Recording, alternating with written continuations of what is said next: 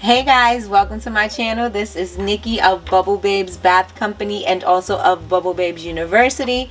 Today's video we are going to do a part 2 on the foaming sugar scrubs. The reason why I'm doing that is because everyone is saying they're having a problem with the texture of the final product. So we're gonna do some troubleshooting in this video.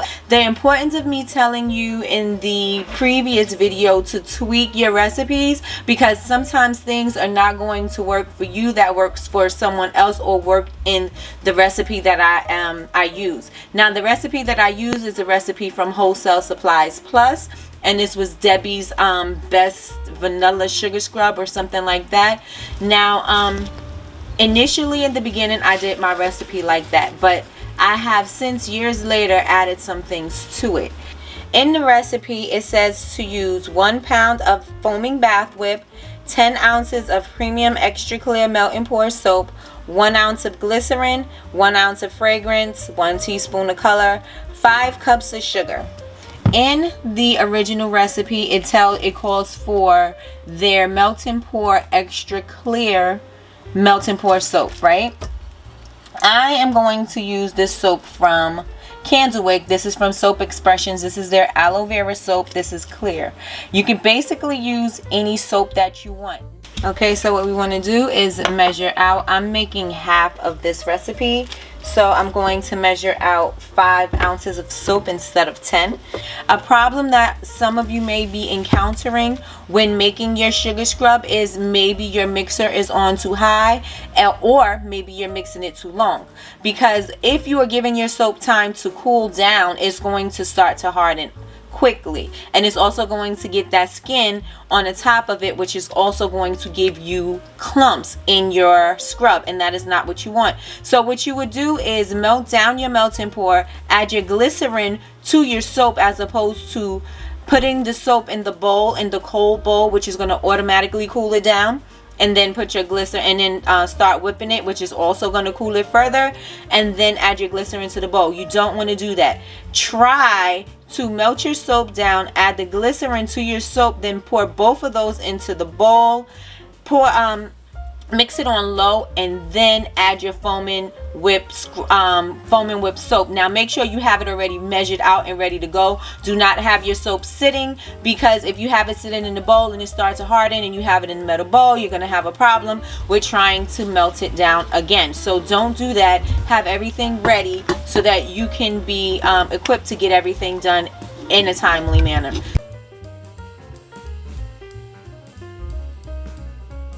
So now we're going to mix this on low.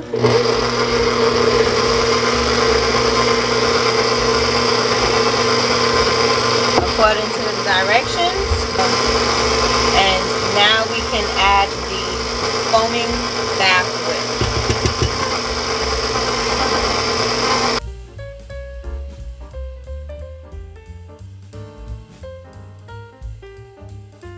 After this, we're going to put it on high.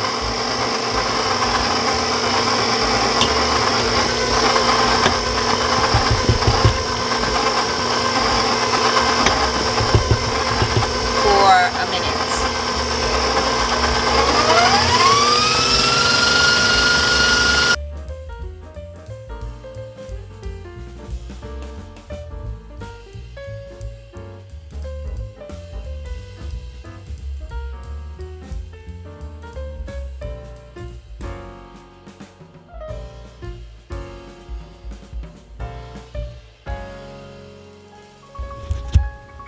This is the texture that we have of the marshmallow cream phase. So this is what our texture looks like. I actually am going to use cups, and I'm not going to weigh out the ingredients for my cups of sugar. Everything else, make sure that you weigh it out on the scale.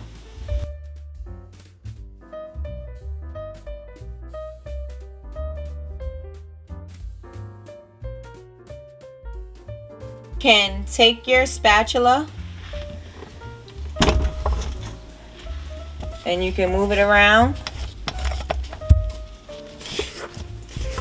It's still a little soft on the edges, so you want to make sure that you scrape down all of the edges. This your texture.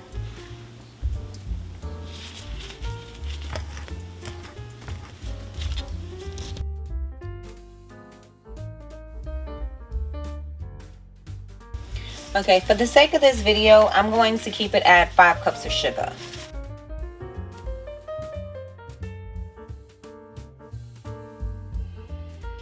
When you do your color, you can take your colors and you can mix it with glycerin so that you can make sure that you don't have any lumps in the color, or you can add your color directly to the scrubs. Totally up to you how you want to do this.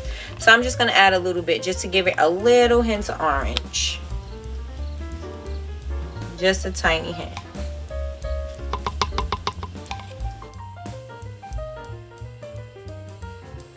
And let's scrape the sides down. As you can see, it is very smooth, very creamy. Look at this. And this is just using the regular melt and pour soap. I'm deciding to add 1 more cup of sugar.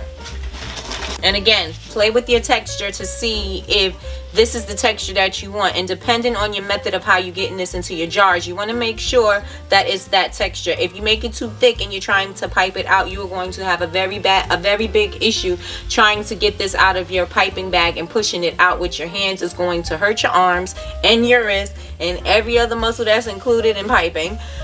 So you want to make sure that you have a nice texture, something that is still pliable and something that's still easy to maneuver and to get out of bag. If you are using an ice cream scooper, you want it to be firmer.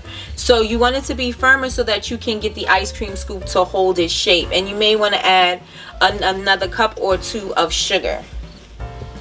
As soon as you know what you're working with, you know what kind of project you're going for, so you know what the texture is that you're going for. So once you achieve that texture, then go for it, and let's I was about to say let's plate it. Let's put these in jars.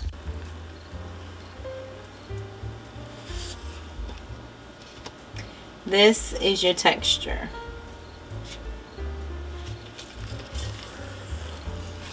And you just want to make sure that you give it a little extra mix to the sides that did not mix well with the middle.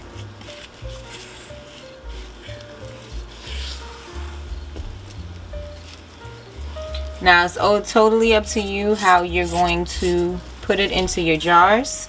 So you can use an ice cream scoop, and you don't necessarily need this to be ice cream to hold its shape. You can just use it to just so you can have the measurements. So you can have the weight, a way to put it into your jars.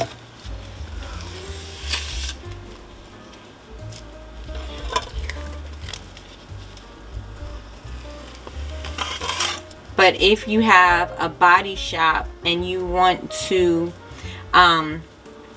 have something where you pre-make this, and you have this like in a big ice cream tub, and you want to act like you're serving them sugar scrubs, and you can put it into a little container, that is a cute idea.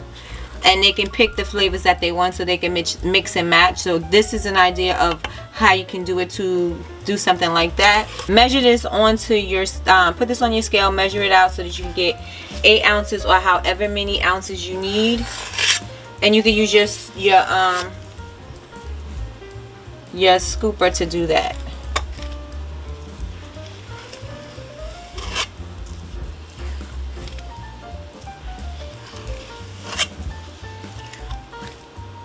And there you go. And that's it. And that is all of the troubleshooting questions that I think I had from the video. People were saying that they were getting a clumpy mess, it was sticky, it wasn't working. So what I did was I used the melt and pour from a different brand. I didn't do the brand that I normally use. I also use a different company just so that I can try it out, just in case you guys are trying out just in case you guys are using a different melt and pour. So I just wanted to show you guys using different ways of using different things to create the same product, just in case you were troubleshooting, so I could see what the issue is. But like I said, if you have an issue with the soap getting hard in the bowl, you may be mixing it too long. If you have any more questions concerning this particular sugar scrub, if you have any problems, you can join us on Facebook and we can discuss over there. I will have the link in the description box. Also, if you would like to join up for Bubble Babes University, please go on over there. We have an early bird special that we're giving out as we are loading up new content to our course and adding more. Also, we're adding community by doing a live call every Tuesday night, Eastern Standard Time. Join us for our live podcast. So we will be discussing everything. We'll be discussing frustrations, recipes, business, how to grow your brand, just being a sounding board. We will have a community. So the community that I wish that was available when I started is what I am offering to you guys. I know it's really hard once you you start experimenting and you're trying and you really want to learn, but everybody, like I said, is not forthcoming with information. And the reason why a lot of people are not forthcoming with information is because it does take a lot of time, a lot of research, a lot of money. And for someone to just get that information without doing that work, people are kind of like, I guess jaded is the word, by giving other people information and sharing recipes and things like that. So what I am creating is something where I'm not giving you my recipes, but I'm showing you how to tweak your own recipes so that you can get a product that is all your own. I'm also showing you how to grow your business. I'm bringing in people to interview so that we can see in the minds of people who you admire, businesses that are thriving, people who can help you with your brand awareness and things like that. So we'll be bringing those type of people in so that we can learn to grow. We're growing as makers, we're growing as business owners, and we're growing in spirit. So with that being said, thank you all for watching. Please subscribe to the channel, share the video if it was helpful to you, and like it, comment, subscribe, notifications, all those things. It's Nikki, and you guys have an amazing day. Bye bye.